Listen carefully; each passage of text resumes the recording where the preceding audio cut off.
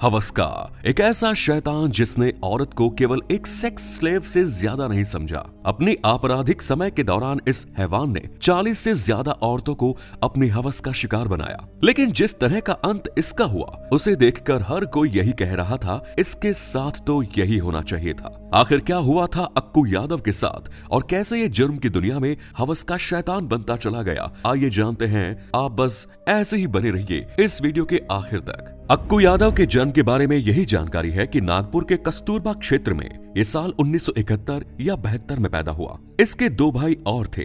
कस्तूरबा नगर की गरीब बस्ती में अक्कू यादव का बचपन बीता, मगर वही कुछ आपराधिक तत्वों के साथ इसका उठना बैठना शुरू हुआ और ये जुर्म की दुनिया में आगे बढ़ने लगा। उसने अवैध वसूली जैसे दूसरे अपराधों की बदौलत काफी दौलत कमाई। उसे हमेशा इस बात का डर लगता था कि लोग उसके खिलाफ षड्यंत्र कर रहे हैं, इसीलिए वो लोगों को कभी इकट्ठा नहीं होने देता था। यहाँ तक कि स्त्री और पुरुषों को भी इकट्ठा नहीं होने देता था। अक्कू यादव को अपने खिलाफ साजिश का कुछ ऐसा डर था कि वो अपने आसपास के लोगों को हमेशा शक की नजर से देखा करता था कि कोई भी उसके खिलाफ आवाज नहीं उठाता था। अगर कोई पुलिस के पास शिकायत लेकर जाता था तो पुलिस तो शिकायत पर कोई कार्रवाई नहीं करती थी, लेकिन अक्कू यादव के पास तक ये जानकारी पहुंच जाती थी कि पुलिस के पास कौन व्यक्ति शिकायत लेकर पहुंचा है और कहां रहता है। इसके बाद अक्कू यादव अपने गुंडों के साथ उस व्यक्ति के घर पहुंच जाता था और उस घर की महिलाओं के साथ सामूहिक बलात्कार किया करता था। कस्तूरबा बस्ती के लोग अक्कू यादव के अत्याचार से परेशान थे। वहां के हर दूसरे घर की महिला उसके बलात्कार का शिकार बन चुकी थी। यहाँ तक कि अक्कू यादव ने एक 10 साल की बच्ची का भी रेप किया। उसका डर क्षेत्र के लोगों में इतना था कि लोगों ने अपनी बेटियों को स्कूल भेजना बंद कर दिया। कुछ लोगों ने तो अपनी बेटियों को अपने रिश्तेदारों के घर भेज दिया। अक्कू यादव ने अंजना बाई बोरकर की बेटी आशा की हत्या कर दी थी। इस हत्या को उसकी 16 साल की बेटी अपनी आंखों से देख रही थी। वो इतना बेरहम था कि आशा के कान की बाली और हाथ की अंगूठी निकालने के लिए उसने उस महिला के कान और हाथ की उंगलियां ही काट ली थी। एक अन्य महिला ने अक्कू यादव के जुर्म की कहानी बताते हुए कहा कि एक रोज सुबह सुबह पुलिस की वर्दी में अक्कू यादव उसके घर पहुंचा और उसका दरवाजा पीटने लगा। जब उसके पति ने दरवाजा खोला तो सामने अक्कू यादव मौजूद था। अक्कू ने उसके पति की जांघ में चाकू मार दिया और फिर उसे बाथरूम में बंद कर दिया। महिला को बालों से घसीटकर दूर ले गया और 3-4 घंटों तक उसका रेप किया। एक दूसरे अपराध की जानकारी के अनुसार अक्कू यादव ने एक व्यक्ति को नंगा करके न केवल नचाया बल्कि उसकी बेटी के सामने ही उसे सिगरेट से जलाया। एक महिला को शादी होने के तत्काल बाद ही अपनी हवस का शिकार बनाया।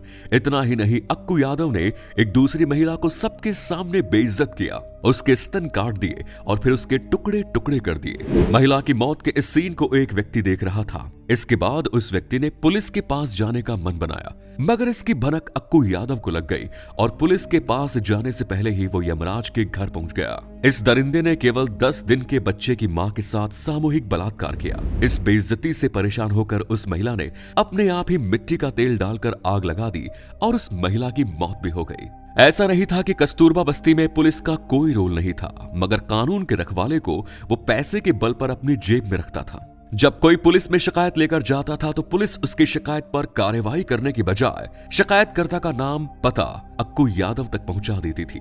इसका नतीजा ये होता था कि अक्कू यादव वहां जाकर शिकायतकर्ता के साथ न केवल मारपीट करता था बल्कि उनकी महिलाओं के साथ रेप भी किया करता था। अपने खिलाफ आवाज उठाने वालों को अक्कू यादव बलात्कार की सजा देना ज्यादा पसंद करता था। उसने अपने आपराधिक जीवन में 3 खून किए और 3 व्यक्तियों की लाशों को रेलवे ट्रैक पर फेंक दिया। अक्कू यादव का असली नाम भरत कालीचरण था, लेकिन उसके अपराधों का सिलसिला इतना लंबा हो गया, ये उसकी जिंदगी के लिए फंदा बनता जा रहा था। दरअसल उन दिनों कस्तूरबा नगर बस्ती की एक लड़की उषा नारायण छुट्टियों में उसी बस्ती में रहने के लिए आई। हालांकि उसके घर वाले नहीं चाहते थे कि वो यहाँ पर आए, लेकिन लड़की की जिद थी, इसीलिए घर वाले भी मान गए। लड़की के पड़ोस वाले घर में ही अक्कू यादव अपने साथियों के साथ वसूली के लिए पहुंचा।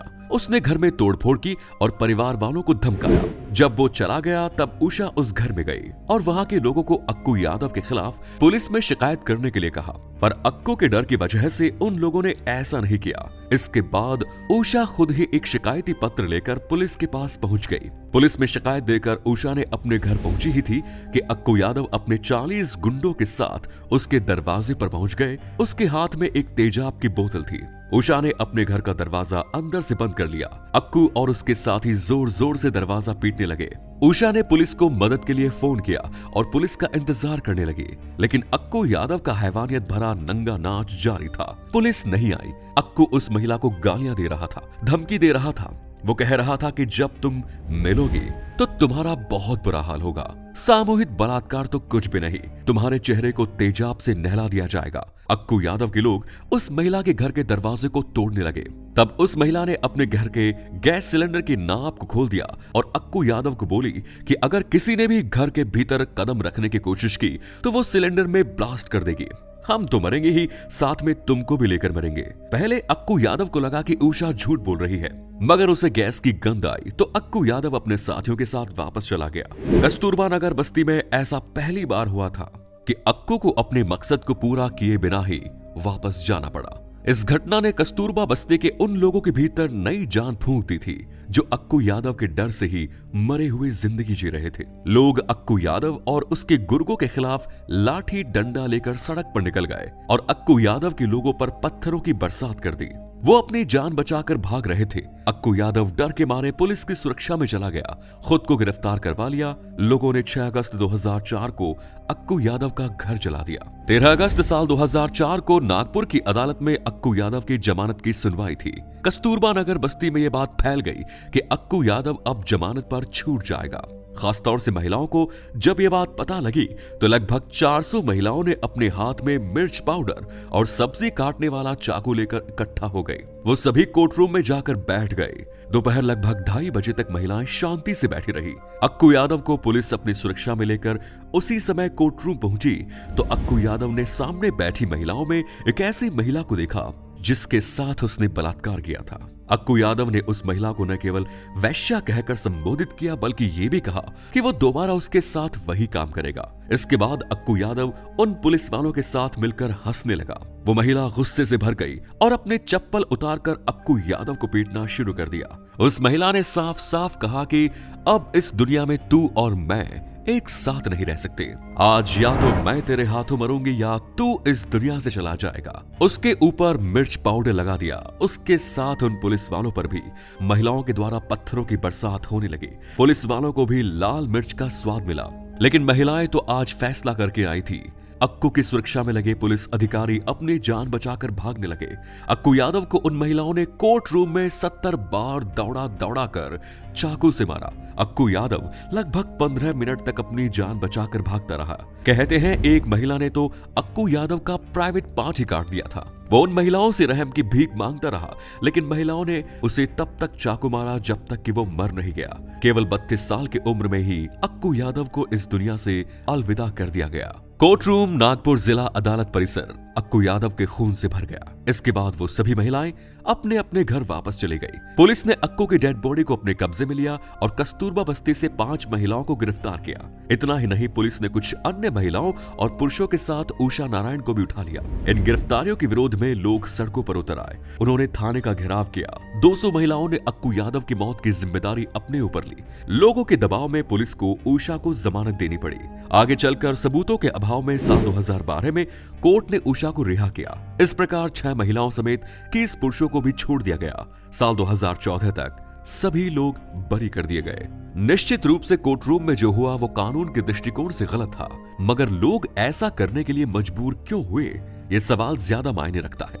उषा नारायण जैसी महिलाओं को हमारी पूरी टीम सलाम करती है। यदि आप कुछ कहना चाहते हैं तो कमेंट बॉक्स में जरूर कहें।